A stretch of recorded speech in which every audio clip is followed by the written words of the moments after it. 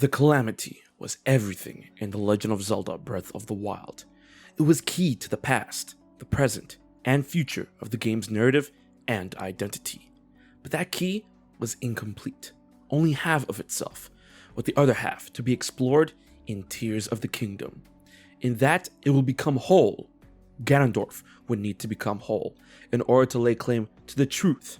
Prepare yourself for a Zelda theory on the story of completion, truth, and tears that can reveal the greatest secret of the kingdom.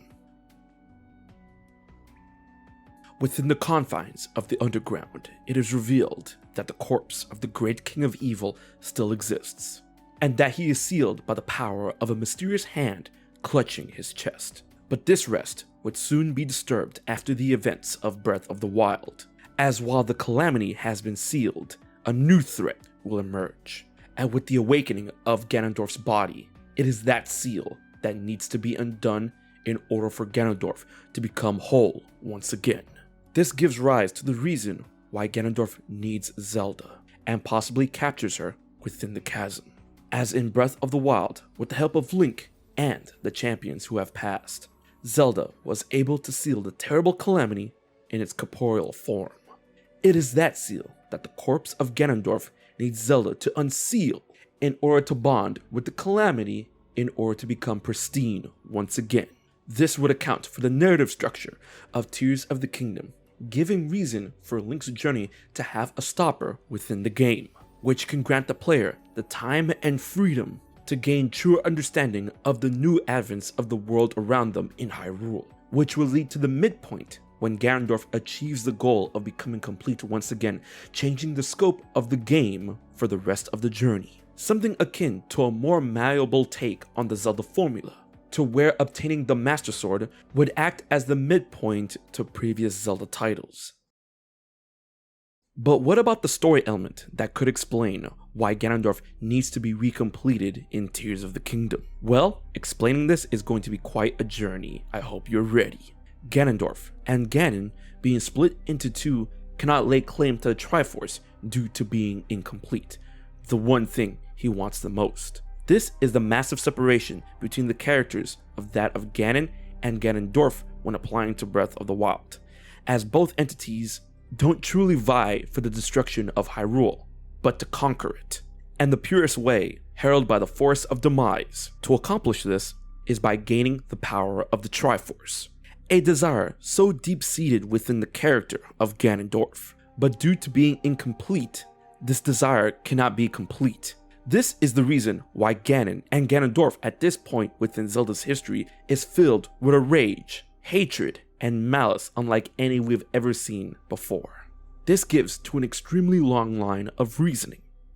Ganondorf was sealed as a man long before the Great Calamity 10,000 years prior to the events of Breath of the Wild. He was sealed under the ground to be hidden away by the mysterious power of the mysterious hand. His body locked in suspended animation by the hand itself as long as the hand is there. Without his main engine of movement and action, his malice had no choice but to leak out and form the Calamity Ganon, a corporeal envoy of his power and hatred, in order to extend his will and keep true to the curse of demise inflicted within the events of Skyward Sword. However, this Calamity Ganon is now an incomplete monstrosity that plagues Hyrule in the form of the Great Calamity 10,000 years before the events of Breath of the Wild. But this was soundly sealed by the hero, princess, original champions, and the technology of the Sheikah. However, this event led to an insane folly. Without a physical body, Calamity Ganon realized that the technology of the Sheikah was the key to possibly regaining a physical form to claim the Triforce. He realized this on his first defeat and bided his time in order to return and take over this technology.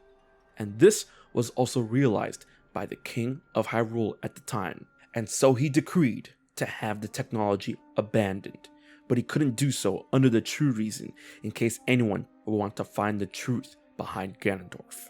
Then would come time for the second Calamity, and Ganon took control of the Sheikah technology in order to build himself a new body, with the blights acting as prototypes. This dark advent can also insinuate that Ganon knew that the technology was abandoned and needed to be excavated in order for him to take them over. So he dispatched an offshoot in the form of the fortune teller to warn the king of Hyrule so that the Sheikah technology will be unearthed for the taking. We have seen the strategy before in The Legend of Zelda with both Aghanim and Zant. However, this strategy was cut short in Breath of the Wild, as it's been confirmed by multiple sources and readings that the Ganon that clashed with Link at the end of Breath of the Wild was in an incomplete state. And with both the physical form of Calamity Ganon and the corporeal form of Dark Beast Ganon defeated by the end of Breath of the Wild, the Calamity was sealed once again. This leads into the advent of Tears of the Kingdom, where Ganondorf's true physical form, his body, was discovered and unleashed. However, Ganondorf's physical body, just like the Calamity Ganon, was incomplete due to not having his other half that took the form of the Calamity. Ganondorf would need to be complete in terms of both physical and corporeal force, or in a state of humanity, in order to lay claim to the Triforce, as while it doesn't distinguish between that of good or evil, someone must be whole in order to obtain it. Thus, the need for Zelda to unseal the Calamity, as with the seal on his body broken, all Ganondorf needs is the rest of himself, which could be the reason for his appearance, with his body becoming shriveled after losing the malice part of himself. And while his physical body may still be a force to be reckoned with, it is still incomplete.